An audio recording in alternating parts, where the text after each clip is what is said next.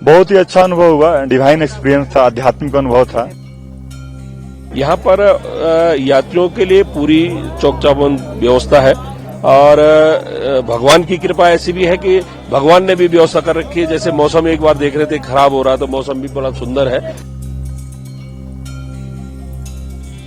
पूरे रास्ते पैदल ही चल के आया हूँ। उन्होंने शक्ति बख्शी थी तो पैदल यहाँ पे आ पाया हूँ मैं, और मन में ये संकल्प लिया हुआ है कि 12 ज्योतिर्लिंग पूरे करने हैं। इसी महीने को 10 दिन पहले ही महाकालेश्वर और ओमकारेश्वर के दर्शन में करके आ चुका हूँ। वहाँ फैमिली के साथ गया था, यहाँ पे अकेला आया हूँ मैं। अब इसके बाद बाकी स्थानों पे भी विजिट करने का मेरा प्लान है, और मन में सिर्फ यही भाव है कि जहाँ भक्ति है वहाँ शक्ति है।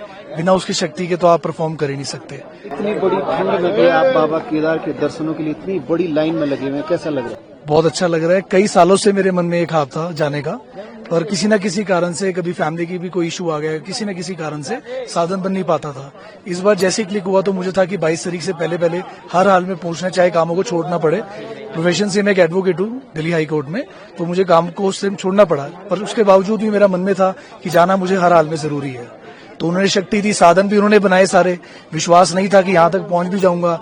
जैसे आप पहाड़ में हैं तो आपका लैंडस्लाइड का भी इशू रहता है, किसी तरह का प्रलय का भी पेरेंट्स को डर था 2013 में। सबके मनों में वो भाव रहता ही है, पर उसके बावजूद मन में था कि ठीक है, वो बुलाएंगे तो अपने आप लेके जाएंगे, चाहे यहाँ लेके जाएं चाहे ऊपर लेके जाएं। उनकी आस्था है सारी। 23 तारीख तक मैं यहीं पर ही हूँ। पूरा दर्शन करके? हाँ जी, दर्शन करके आरती अटेंड करके जाएंगे, टाइम जितना लगे, और आगे बाकी जैसे लाइन का सिस्टम चलेगा वो देखेंगे। कितने लोग आएंगे? अकेला आया हूँ। चलिए, दिल्ली से और बाबा केदार की डगर आपने अकेले ही तय की? हाँ जी, ड्राइव करके आया हूँ, अकेला आया हूँ दिल्ली से। Thank you.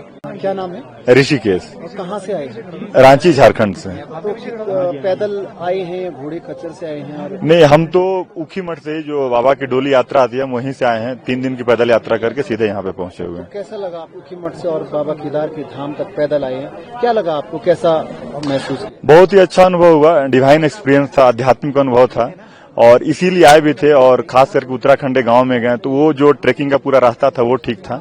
इधर से यहाँ तक आते तक में थोड़ा दिक्कत हुआ, घोड़े खच्चर थे, उसके कारण से थोड़ी दिक्कत है, क्योंकि हम रजिस्ट्रेशन ऋषिकेश में कराए थे और उस समय हमें पता नहीं था कि इधर स्लॉट भी मिलेगा, तो वो थोड़ी दिक्कत हो रही है। बाकी ओवरऑल जो शिव के प्रति अपना एक भक्ति भाव होता है वो बहुत अच्छा है। बाकी लोग इधर के बहुत अच्छे हैं। डोली यात्रा जो थी बहुत ही अच्छी थी, बहुत अच्छी थी। मतलब जो हम कल्पना करके आए थे वैसा ही मिला, उससे बढ़ करके मिला। जय श्री केदार। सबसे पहले आपका धन्यवाद। आप पूर्व कपाट खुलने की पूर्व संध्या पे ये कार्यक्रम ये तय कवर कर रहे हैं। यहाँ पर कल विधि विधान से 8 बजे बाबा केदार के द्वार खोल दिए जाएंगे सभी भक्तों के लिए। यहाँ पर यात्रियों के लिए पूरी चौक चौबंद व्यवस्था है और भगवान की कृपा ऐसी भी है कि भगवान ने भी व्यवस्था कर रखी है। जैसे मौसम एक बार देख रहे थे खराब हो रहा, तो मौसम भी बड़ा सुंदर है, तो अच्छी व्यवस्थाएं हैं। आज हम पैदल भी यहाँ जो है पूरे गौरी कुंड से और यहाँ तक पैदल, हमारे जो अध्यक्ष हैं बेकी टेसी के और मैं स्वयं पैदल आए हैं, पूरी व्यवस्थाएं देख के आए हैं। और व्यवस्थाएं पूरी चाक चौबंद है, चाहे कहीं हॉस्पिटल का है, कई बहुत सारी व्यवस्थाएं ठीक ठाक है।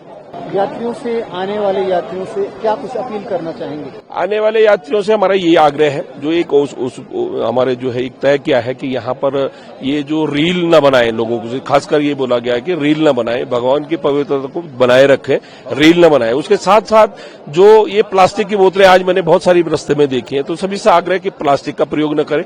अगर कहीं प्लास्टिक आ भी रहा है तो कूड़ादान वहां बने हुए हैं, उन कूड़ादानों में उन प्लास्टिक को डालें।